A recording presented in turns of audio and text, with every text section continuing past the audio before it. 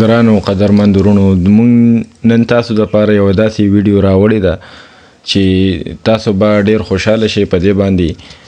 او دا ویډیو چې کوم دی خصوصي د هغه کسانو دپاره ده چې کوم پرفیوم خوښوي او خوشبو لګول خوښوي. او دا خوشبو لګول دا چې کوم دی د ټولو پیغمبرانو سنت دی او خوشبو نبی اکرم صلی الله علیه وسلم هم خوښه کړې ده. نو تاسو ته نن یو داسې ماشین باره کې تاسو یو خبره کومه چې تاسو دا ماشین ځان له واخلئ او د دې ډېر فواید دي. هغه فواید به تاسو اوس په دې ویډیو کې وینئ. دا یو ماشین دی او د چاینا جوړ دی او په 1500 روپۍ باندې په بازار کې با رعایت میلاویږي. 1500 روپۍ د دې قیمت دی او دا تاسو کتلی شئ په دې کې 3 قسمه رنګونه تاسو ته میلاویدلی شي. سپین رنګ دی او بله خبره پکې دا ده چې دې کې د لایټینګ سیسټم هم دی. د شپې به تاسو ته لایټینګ هم درکوي. تاسو دا کتلی شئ او 2 قسمه رنګونه دا بدلوي. تاسو کتلی شئ دا مخامخ تصویر کې تاسو ته ښکاري 2 قسمه رنګونه دا بدلوي. اوس تاسو د دې ماشین باره کې وایو. تاسو د ډبي باندې وګورئ، دا 3 قسمه رنګونه دي او دې ډبي باندې دا د دې ماشین باره کې معلومات ورکړي دي چې دا د څنګه چارج کیږي او د څه نه جوړ دی. دا ټول معلومات چې کوم دی په دې ډبي باندې ورکړلی شوي دي. دا تاسو کتلی شئ وګورئ. اوس راځو تاسو ته دا ماشین به مونږ څنګه استعمالو، د دې تاسو ته طریقه ښایو. اوس دا مونږ د ډبي نه راوباسو. تاسو کتلی شئ دغه ماشین چې کوم دی دا به مونږ راولو. د دې دپاره یو چارجر به پکارېږي. دی سره دا پن خپل او دا موجود دی. دا عام موبایل والا نوکه ده او چارجر دی.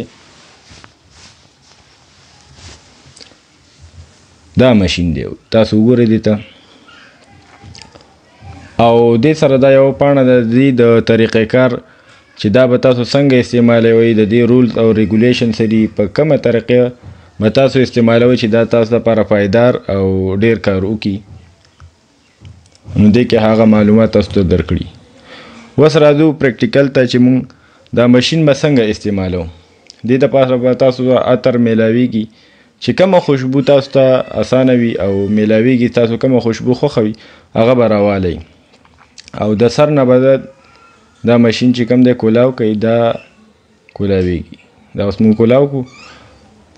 اوس دا به مونږ د اوبو نه ډکو. دا ماشین دې کې به مونږ اوبه واچو او عطر به پکې اچو. دا هغې نه پس به بیا تاسو ته طریقې کار. دا مونږ اوبه راواخیستلې او دا اوس په دې ماشین کې اچو.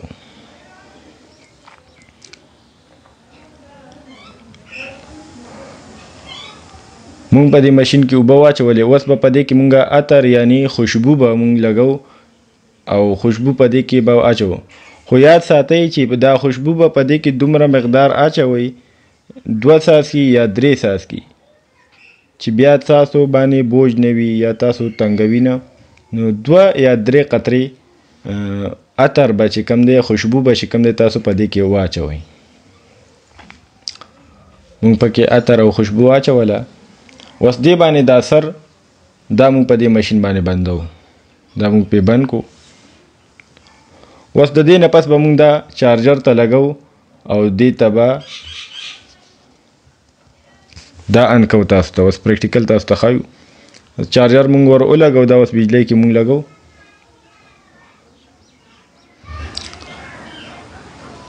هر قسمه چارجر چې وي په هغې کې دا استعمالولی شئ تاسو. اوس دې کې یو بټن ده او یو د چارجر ځای دی. د چارجر ځای دا دی. په دې کې مونږ دا پن ورکو چې دې ته پاور راشي.